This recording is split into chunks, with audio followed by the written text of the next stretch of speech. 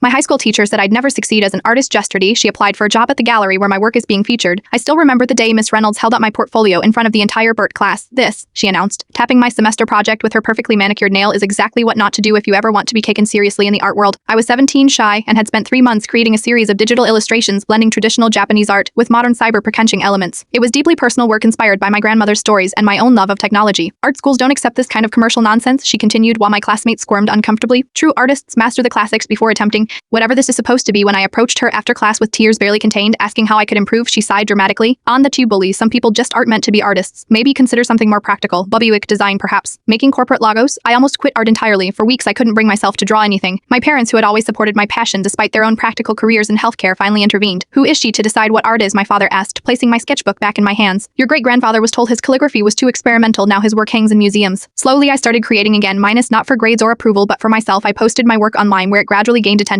After high school, I didn't go to the prestigious art school Miss Reynolds had insisted was the only path to success. Instead, I studied digital arts at a state university while building my portfolio and connections online. 5 years later, my unique style, minus the very one Miss Reynolds had dismissed, minus caught the attention of the Hiroshi Gallery, known for showcasing emerging artists who blend cultural influences. My first solo exhibition opened last week, featuring 12 large-scale works that sold out within 2 days. Yesterday, I was reviewing applications with the gallery director for an education coordinator position when a familiar name appeared on a resume. Catherine Reynolds. She has excellent credentials, the director noted. Taught high school art for 15 years, master's in fine arts education. I picked up her application, remembering the sting of her words that had nearly extinguished my passion. Her cover letter enthusiastically praised the gallery's innovative approach to blending traditional influences with digital techniques, minus the exact approach she had once condemned.